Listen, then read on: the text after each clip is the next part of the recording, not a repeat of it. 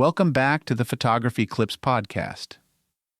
Photography has this rare ability to tell a story, to let us glimpse into worlds we might otherwise never see, and few photographers did that quite like Louis W. Hine. For anyone who loves photography, Hine's work is a testament to how powerful an image can be. He wasn't just taking pictures, he was documenting history, sparking reform, and most importantly, giving a voice to people who were often invisible in society. His images of immigrants, child laborers, and industrial workers helped change laws and inspired generations of photographers to use their craft for something greater. Hine's journey started in Oshkosh, Wisconsin, where he was born on September 26, 1874. Growing up, he was surrounded by the values of hard work and resilience. His father, Douglas Hull Hine, was a Civil War veteran who worked as a farmer and later in a small store.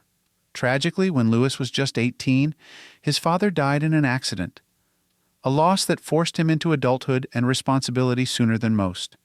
With limited resources, Hine began working to support his family, taking any job he could find. Hine's mother, Sarah Hayes Hine, was a deeply compassionate woman and an educator. She instilled in him a love for learning and a strong sense of empathy that would become the foundation of his photography. Sarah's influence was subtle but profound. She nurtured a sensitivity in Hine that years later would be visible in his compassionate portraits of children, workers, and immigrants. Hine's early life wasn't easy, but it shaped him into someone who didn't just look at the world.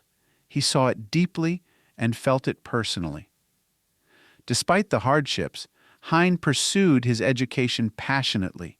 He attended the University of Chicago, then took courses at Columbia University and New York University, all while working various jobs to support himself. It was while teaching at the Ethical Culture School in New York City in 1901 that he first picked up a camera, and he never looked back.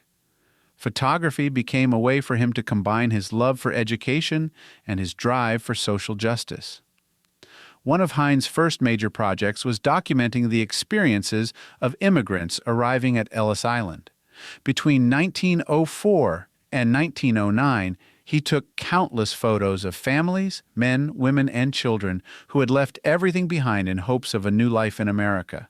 One of his most famous images from this period, Looking for Lost Baggage, Ellis Island, 1905, captures a mix of emotions, hope, anxiety, curiosity, in the faces of immigrants waiting to claim their belongings. For Hine, these weren't just pictures. They were stories of courage and resilience, and he captured them with an empathy that shines through, even over a century later. For Hine, photography was never just about art. It was about making a difference. In 1908, he became the staff photographer for the National Child Labor Committee.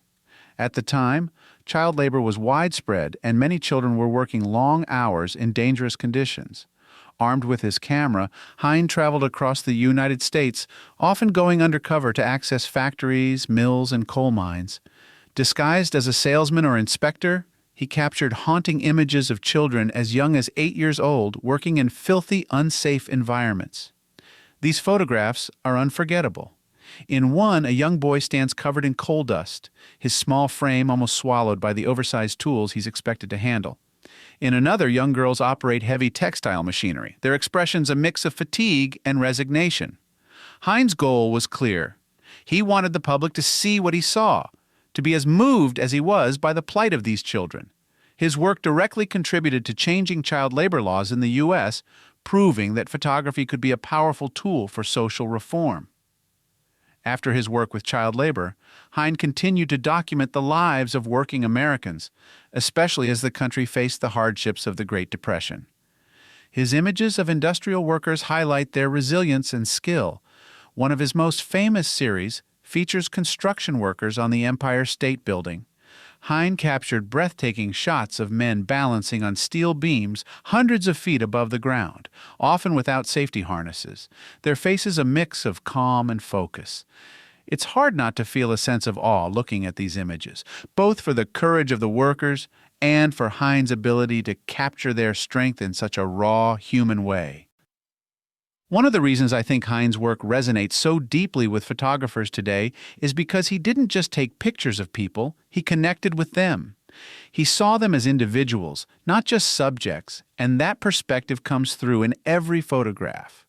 His portraits of workers and immigrants are filled with dignity, even when the conditions around them were anything but. Hine's work teaches us that photography can be so much more than a captured moment. It can be a call to action, a tool for empathy, and a way to connect with stories that might otherwise be forgotten.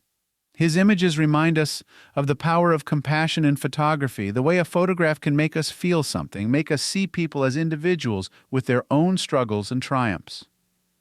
For photographers and anyone interested in history, Hine's legacy is a powerful reminder that our craft can be a force for good. We can capture not only the beauty of life, but also the difficult truths, the moments that need to be seen and remembered. Hine's work continues to inspire generations of photographers to use their cameras with purpose, to see their subjects with empathy, and to believe in the power of a single image to change minds and even laws. So the next time you're out with your camera, think about Louis Hine. Think about his quiet determination to show the world as it really was, to make a difference with every click of the shutter. It's a legacy worth carrying forward.